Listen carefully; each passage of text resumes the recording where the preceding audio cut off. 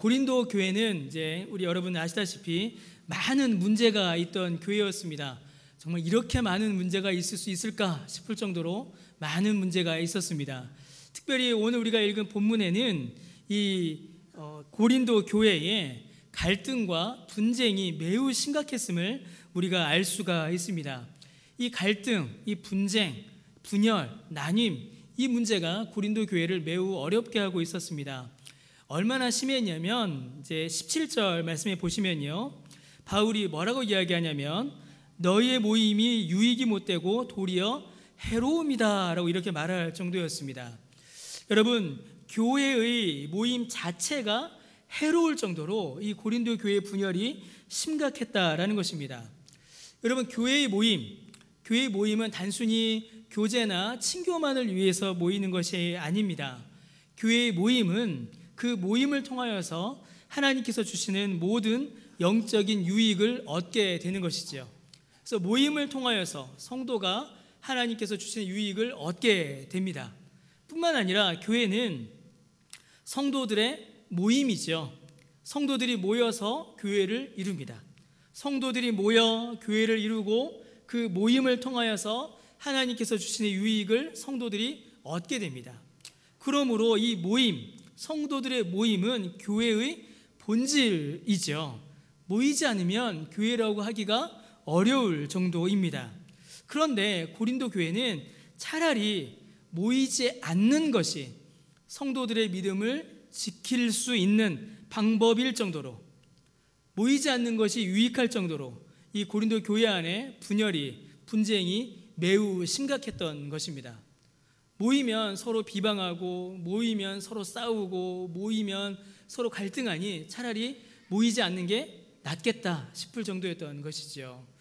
여러분, 바울이 교회를 얼마나 사랑했는지 우리는 알고 있습니다. 교회에 대해서 얼마나 정확히 알고 있는지도 우리는 본문을 통해서 알고 있지요. 그렇게 교회를 사랑하고 교회의 본질을 알고 있는 바울이 차라리 모이지 않는 게 낫겠다라고 할 정도로 이 고린도 교회는 매우 심각했습니다. 그 심각성은 19절을 보면 더 분명하게 나타납니다. 교회의 모든 그 기준 자체가 틀어져 버렸음을 알 수 있습니다. 19절 말씀에 보시면 파당이 있어야 너희 중에 옳다 인정함을 받은 자들이 나타날 것이다 라고 말합니다. 여러분, 교회의 기준, 교회의 옳고 그름을 판단하는 기준은 여러분 뭘까요? 누구한테 물어볼까요? 초등부한테 물어볼까요? 청소년부는 물어보기 미안하고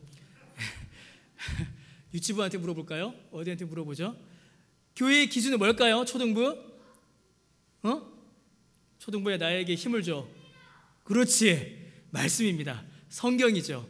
성경이 교회의 옳고 그름을 판단하는 기준입니다. 복음과 진리 외에는 그 어떤 것도 옳고 그름을 판단하는 기준이 될 수가 없지요. 그런데 고린도 교회는 이것마저도 틀어져 버린 겁니다.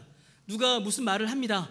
그러면 그 말이 성경에 비추어서 옳은가 그른가를 판단하는 것이 아니에요. 누가 말을 하면은 저 사람이 내 편인가? 그러면 맞는 말. 누가 한마디 합니다. 근데 저 사람은 남의 편이네? 저 말은 틀린 말. 이렇게 돼버리는 거죠. 하나님의 말씀, 진리의 말씀의 교훈을 따라 교회가 이루어지고 그런 이야기들이 나와야 되는데, 너 누구 편이야? 이거 먼저 나오는 겁니다. 너 우리 편이면 맞는 말이고 남의 편이면 틀린 말. 이렇게 되는 일이 고린도 교회에 많이 있었습니다. 이는 매우 심각한 문제였습니다. 왜냐하면 진리의 말씀까지도 왜곡하는 일이 벌어지게 된 것이지요. 어떤 사람이 성경 교사가 앞에서 성경을 쭉 가르칩니다. 자, 그런데 저 선생님은, 저 목사는, 저 전도사님은 우리 편이네? 그래, 맞는 말. 틀린 말을 해도 맞는 말이 되는 거예요. 그런데 앞에 있는 선생님이 남의 편이네? 그러면은 맞는 말을 해도 무슨 말이 될까요? 틀린 말이 돼버리는 겁니다. 갈등, 교회 안의 갈등과 분열은 단순히 서로 미워하고 싸우는 정도에서 그치지 않습니다. 교회 안의 갈등과 분열은 진리의 말씀을 왜곡하고 하나님의 말씀을 어그러뜨리는 그 진리의 문제까지 이르게 됩니다. 여러분, 그러한 교회가 고린도 교회였다라는 것이죠. 그러한 교회라면 여러분, 모이는 것이 성도들에게 무슨 유익을 줄 수가 있겠습니까? 하나님의 말씀을 따라서 배우는 것이 아니라 우리 편이 가르치면 배우고 남의 편이 가르치면 안 배우고, 서로 모이면 싸우고 비난하고 욕하고 쳐다보지 않는 그런 일들, 그런 분열, 그런 갈등이 고린도 교회를 가득 채우고 있었습니다. 그래서 고린도 교회는 말 그대로 무늬만 교회인 그런 모임이 되고 말았죠. 자, 그런데 그러한 고린도 교회의 갈등과 분열을 더 심화시키고 더 명확하게 보여주는 문제가 있었습니다. 바로 이 만찬의 문제였습니다.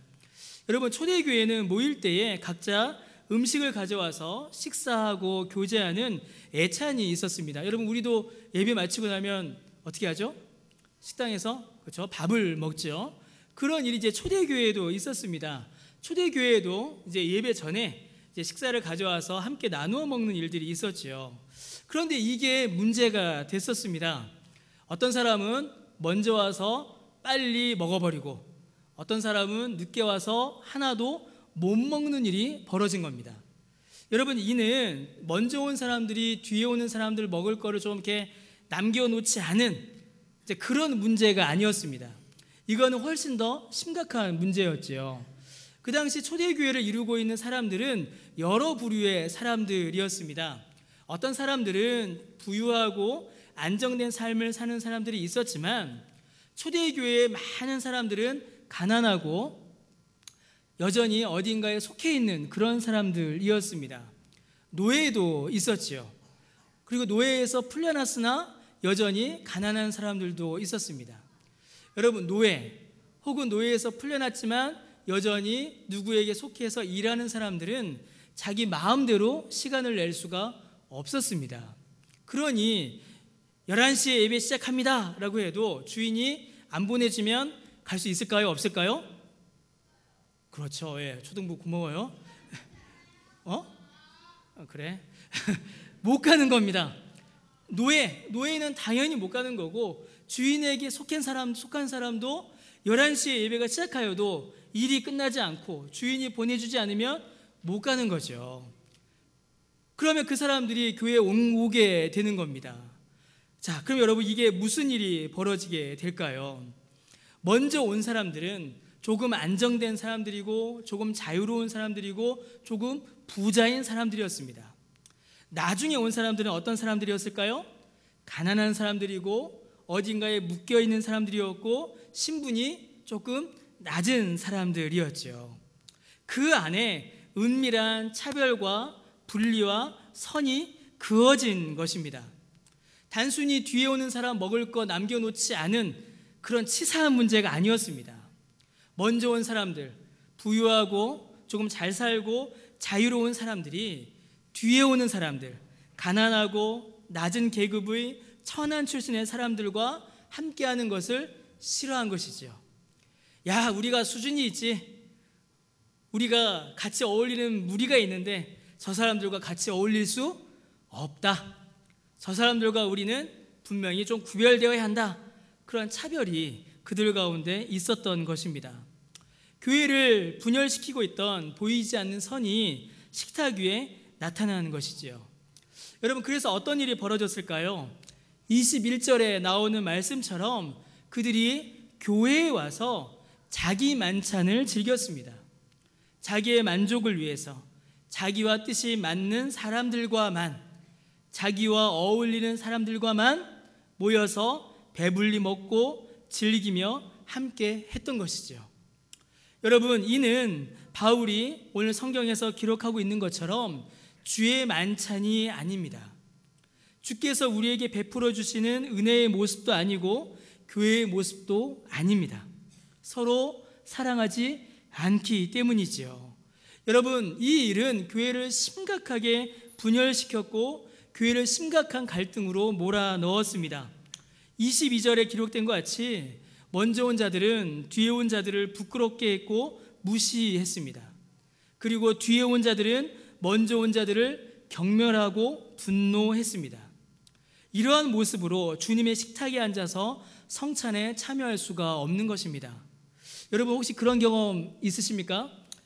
미운 사람, 보기 싫은 사람, 싸운 사람과 같이 식사하시면 어떻게 되시나요?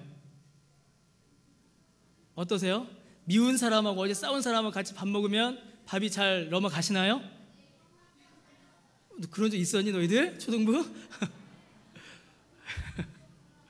예, 그런 적 있었답니다. 우리 초등학생들이. 미운 사람, 보기 싫은 사람, 싸운 사람과는 얼굴도 보기 싫은데 그 사람과 함께 앉아 식탁에서 먹고 마시는 일, 여러분 가능하겠습니까? 불가능하죠. 먹고 체합니다. 그런 일이 고린도 교회 안에 있었다라는 것입니다. 너희들 밥맛 떨어져. 너희들과 같이 밥 먹기 싫어. 너희들과 함께 안 할래. 너희는 너희들끼리 놀아. 우리는 우리끼리 놀게. 이런 분열과 갈등이 고린도 교회를 쪼개고 있었고, 그 안에서 온전한 말씀이 전해지지 않게 하고 있었으며 주의 사랑이 그 안에서 열매 맺지를 못하고 있었던 것입니다. 아주 심각한 문제가 고린도 교회를 어지럽히고 있었지요. 이 문제가 나타났을 때 바울이 이제 이 문제를 해결하기 위한 해결책을 이제 교회에 제시합니다. 자, 이 문제를 우리가 해결하자. 갈등의 문제, 분열의 문제, 분쟁의 문제를 이제 우리가 해결하자라고 바울이 나서서 해결책을 제시합니다. 여러분, 그 해결책이 뭘까요? 바울이 무슨 해결책을 제시할까요? 싸우면 안 돼, 가위바위보로 결정해, 이런 게 아니었습니다. 그게 아니라 우리 성경에 보니까 23절, 24절, 25절, 26절에 그 해결책을 제시합니다. 갈등하고 분열하고 서로 싸우고 논쟁하는, 서로 함께하지 않는 교회를 향하여서 바울은 성찬을 회복하라라고 이야기합니다. 성찬의 의미를, 성찬의 교훈을, 성찬의 뜻을 온전히 회복할 때에, 그때에 분열된 교회가 하나가 되고 분열된 공동체가 하나로 회복된다라고 바울은, 성경은 우리에게 알려주고 있습니다. 여러분, 어떻게 이 일이 일어날 수가 있을까요? 고린도전서 10장 16절과 17절에 그 답이 먼저 한번 나옵니다. 우리 띄워주실래요? 고린도전서 10장 16절과 17절을 보시면요, 우리가 함께 한번 읽어보겠습니다. 자, 시작. 우리가 축복하는 바 축복의 잔은 그리스도의 피에 참여함이 아니며 우리가 떼는 떡은 그리스도의 몸에 참여함이 아니냐. 떡이 하나요 많은 우리가 한 몸이니 이는 우리가 다 한 떡에 참여함이라.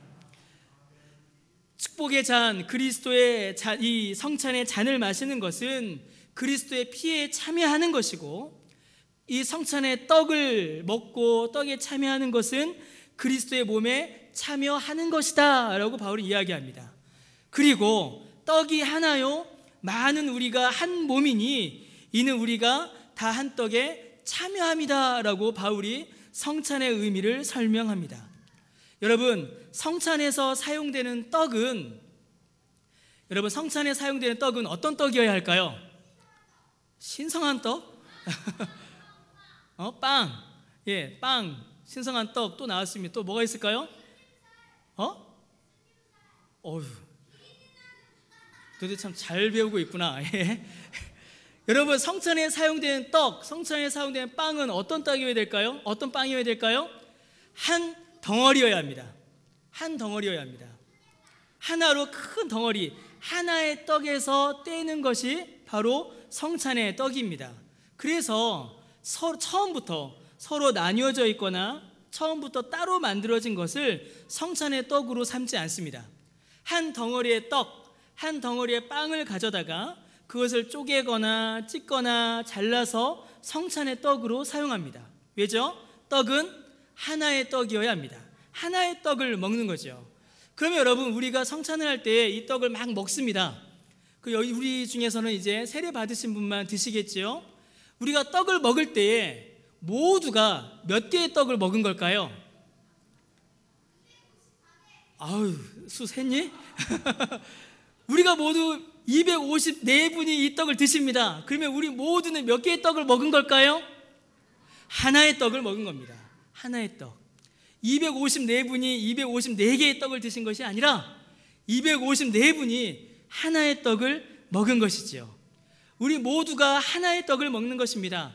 여러분, 보이는 것, 그리고 우리가 먹는 것은 작게 나누어진 떡 조각입니다. 그러나 우리가 참여하는 것은 하나의 떡이며 하나의 몸입니다. 왜냐하면 이 떡은 아까 우리 초등부에서 얘기했죠? 이 떡은 예수님의 몸이기 때문입니다. 예수님의 몸은 나뉘어지거나 쪼개질 수 없기 때문이지요. 하나의 떡을 우리가 나눠 먹음으로 말미암아 하나의 몸에 참여하게 되는 것입니다. 그래서 함께 성찬을 나누는 옆에 계신 분들은 함께 성찬을 하는 순간 어떻게 될까요? 너와 나는 따로 분리된 존재가 될까요? 어떨까요? 하나가 되는 겁니다. 당신과 나는 서로 친해, 이 정도가 아닙니다. 한 몸에 참여하게 되는 것이지요.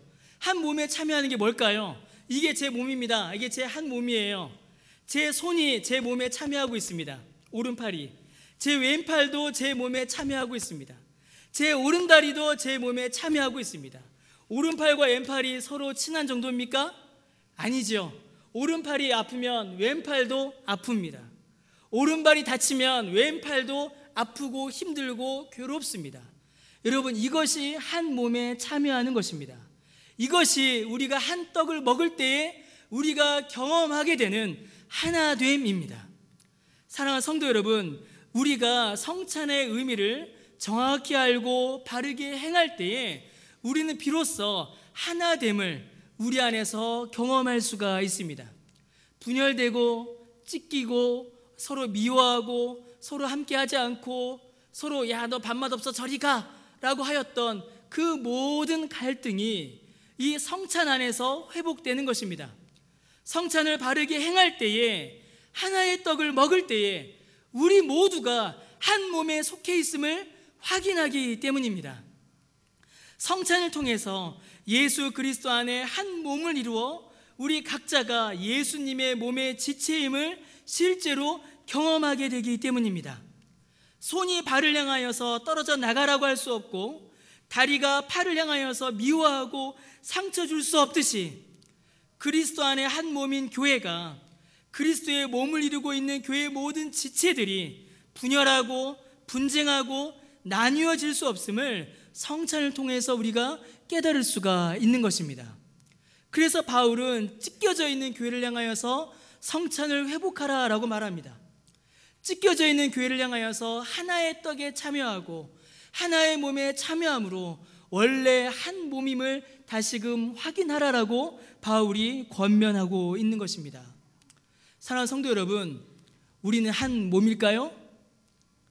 어떻게 생각하십니까? 우리는 한 몸입니까? 아니요.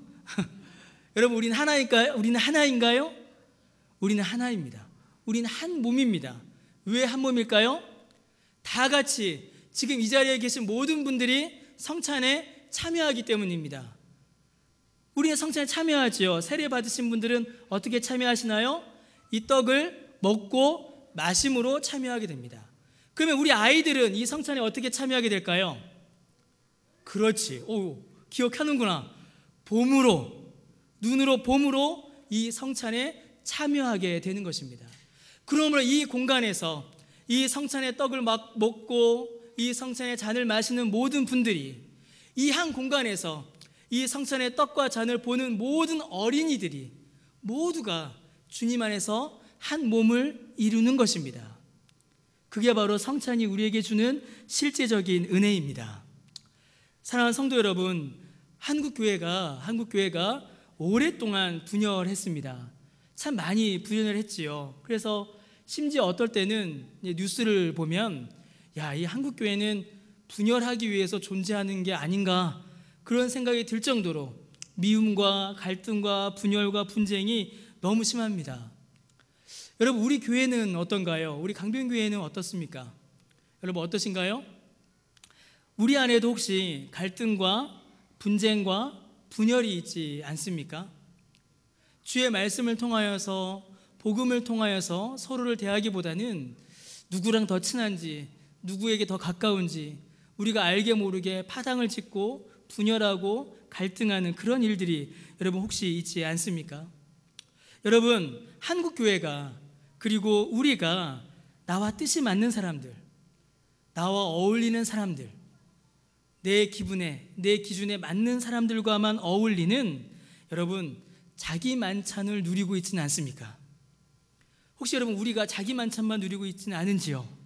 여러분 우리가 누리는 모임, 우리가 누리는 만찬이 자기 만찬입니까? 아니면 주의 만찬입니까?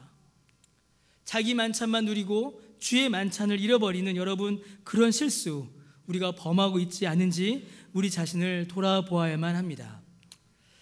여러분 어떤 목사님은 이 고린도 교회를 가리켜서 성경에 기록된 교회들 중에 가장 현실적인 교회다라고 설명하는 분도 계세요. 왜냐하면 가장 문제가 많기 때문입니다. 그렇게 많은 문제가 있는 그 고린도 교회를 향하여서 바울은 해결책을 제시합니다. 바울이 제시한 해결책은 특별한 것이 아니었습니다. 바울이 제시한 해결책은 오직 십자가의 예수 그리스도였습니다. 여러분 분열된 교회의 해결책도 오직 예수님이십니다. 십자가에서 우리를 위하여 살을 찢으시고 피를 흘리신 그리스도가 분열된 교회를 회복하는 해결책입니다. 그리스도의 사랑과 자비와 인내와 용서가 해결책이기 때문이지요. 그래서 그의 몸을 먹는 성찬의 떡이, 그의 피를 마시는 성찬의 잔이 갈라지고 분열하고 나뉘어진 교회를 하나로 회복시키는 회복의 떡이요 회복의 잔이 되는 것입니다. 여러분 이는 교회만을 가리키는 것이 아닙니다. 가정도 마찬가지입니다. 오늘날 많은 가정들이 깨어지고 있고 분열하고 있고 갈등하고 있습니다. 어떨 때는 자녀들 얼굴을 잘 못 봐요. 우리 아버님들 어떠십니까? 저희 집만 해도 어떨 때는 아침에 서로 안녕하고 헤어집니다. 학교 잘 갔다 와 헤어지고 그 다음날 아침에 만나는 경우가 있어요. 그런 일 없으십니까? 우리 아버님들? 가정도 이미 많은 갈등이 일어나고 서로 함께하는 일이 부족해져 가고 있습니다. 그러면 여러분 깨어진 가정, 갈등하는 가정, 이 가정의 해결책 역시 여러분 무엇이겠습니까? 예수 그리스도입니다. 주님 안에서 그 복음 안에서 한 상에 둘러앉아 주님의 몸을 주님의 피를 먹고 마시며 그 구원의 은혜에서 하나됨을 확인하는 그것이야말로 우리를 회복시키는 온전한 회복의 은혜인 것입니다. 사랑하는 성도 여러분, 제가 이제 책 한 권만 이야기하고 이제 좀 설교를 마무리하려고 합니다. 제가 최근에 아주 재밌게 읽은 책이 2권인데요. 이 2권 합쳐도 한 권보다 작습니다. 역사적인 자료를 이렇게 모아서 1세기 때 교회는 어떻게 예배드렸고 그리스도인들 어떻게 살았는지 재구성한 책입니다. 근데 이 책 중에 1세기 교회 예배 이야기, 이 책에 보시면은 그리스도인들이 모여서 예배드리고 만찬과 성찬을 했다라는 이야기가 이렇게 잘 나옵니다. 그런데 1세기 교회 예배 이야기에 나오는 초대교회가 한 상에 둘러앉아 식사하는 이 일은요, 여러분 그 당시 사람들은 상상할 수 없는 매우 놀라운 파격이었습니다. 왜냐하면 당시는 엄격하게 앉아 먹고 마시는 상이 나뉘었기 때문이지요. 나뉘었습니다. 신분에 따라, 성별에 따라, 나이에 따라 앉을 수 있는 상, 먹을 수 있는 상이 완전히 나뉘어져 있었습니다. 그런데 교회가 차린 상, 교회의 상에는 그 구별이 사라져 버렸습니다. 주인도, 노예도, 이방인도, 유대인도, 나그네도, 주인도, 남자도 여자도 어른도 아이도 모두가 다 한 상에 둘러앉았습니다. 가장 낮은 사람이 가장 높은 자리에 앉았고 가장 높은 사람이 가장 낮은 자리에서 섬겼습니다. 우리 주님이 행하시고 보여주신 사랑의 모습이 성찬의 상에서 주의 만찬에서 이루어졌고 그 상에서 먹고 마실 때에 하나됨을 이루었으며 실제로 이를 경험하게 된 것입니다. 여러분, 가족을 왜 식구라고 할까요? 왜 먹을 시기에 입구자를 쓸까요? 같이 밥 먹는 사이, 함께 한 식탁에 둘러앉아 음식을 먹는 사이, 이것이야말로 가장 친근하고 극진한 사귐이요 교제이기 때문입니다. 피와 살을 나눈 가족이고 가족과 같기 때문이지요. 그런데 성경은 거기서 더 나아갑니다. 주의 만찬에 함께 참여하면 가족과 같다, 가족이다, 거기서 그치지 않습니다. 주의 만찬에 함께 참여할 때에, 하나의 떡에 참여할 때에 주의 떡과 주의 잔을 먹고 마시는 모든 자들은 주님 안에서 한 몸이다, 주님 안에서 하나라고 성경은 우리에게 가르쳐주고 있습니다. 이 성찬을 통하여서 그 은혜를 경험하시는 저 여러분 되시기를 주님의 이름으로 간절히 축원합니다. 사랑하는 성도 여러분, 우리 교회에서 가장 멋진 모습 중에 하나가 뭔지 혹시 아십니까? 가장 멋진 모습. 제가 강변교회에 와서 제가 정말 이건 다른 교회에서 보지 못하는 정말 멋진 모습이다, 제가 한참을 이렇게 바라봤던 게 있어요. 혹시 뭘까요? 제 마음에 들어오지 않으셨으니 모르시죠? 제가 강변교회에 와서 정말 한참을, 요즘도 가끔 이렇게 한참을 바라보는 게 있는데, 그게 뭐냐면 우리 교회 식당입니다. 식사예요. 식사의 자리. 여러분들은 식사만 하시니까 모르시죠? 근데 저는 예배 마치고 이제 제 방으로 이렇게 가면서, 이렇게 2층이 난간이잖아요. 그래서 거기 서서 이렇게 밑을 이렇게 봅니다. 그러면은 여러분들 식사하시는 모습을 제가 이렇게 봐요. 여러분 한 식탁에 둘러앉아서 함께 식사하는 모습이 얼마나 여러분 아름다운지 모르시죠? 여러분들은 식사만 하시니까요. 근데 저는 위에서 보면 그 모습이 얼마나 아름답고 귀하고 심지어 부러운지 모릅니다. 가족이, 아버지, 어머니와 자녀들이 함께 한 식탁에 앉아서, 혹은 다른 성도들과 함께 그 자리에 앉아서 식사하며 나누며 이야기하며 웃는 그 모습들 보면 제가 너무 부럽습니다. 왜냐하면 저는 그런 경험이 거의 없거든요. 심지어 어떨 때는 그 모습이 너무 보기 좋아서 제가 일부러 내려가서 그 가정, 그 집에 찾아가서 막 말도 걸고 막 그럽니다. 어떨 때는 같이 계신 거 보니까 너무 보기 좋네요, 부럽네요, 막 그럽니다. 진짜로 부러워서 그러는 겁니다. 제가 한 식탁에 둘러앉아 함께 먹고 마시며 사랑을 나누는 그 식탁의 교제가 얼마나 아름답고 귀한지 모릅니다. 지금 우리가 하는 이 성찬이 바로 그러한 식탁의 교제입니다. 주님께서 이 은혜의 식탁으로 우리 모두를 초청하셨습니다. 이 자리로 우리를 부르셔서 주님의 몸과 주님의 피를 먹고 마시게 하심으로 주님 안에서 하나됨을, 한 몸을 누리게 하셨습니다. 주님이 주신 생명으로 살게 하시고 주의 몸을 이름으로 그 안에서 은혜 가운데, 기쁨 가운데 살도록 우리를 부르신 것입니다. 사랑하는 성도 여러분, 이 성찬을 통하여서 혹시라도 우리 교회 안에 그런 분열과 갈등이 있다면 하나됨을 회복하는 은혜가 우리 모두에게 있으시기를 주님의 이름으로 간절히 축원합니다. 더하여 우리 모두의 가정 가운데에, 여러분의 가정 가운데에 그런 분열이, 그런 나눔이 있다면 이 시간 주께서 우리에게 하나됨을 회복시키사 하나됨의 기쁨을, 한 몸의 그 즐거움을 다시 회복하시는 저 여러분 모든 가정이 되시기를 주님의 이름으로 간절히 축원합니다. 우리 이 시간 함께 성찬에 참여하겠습니다.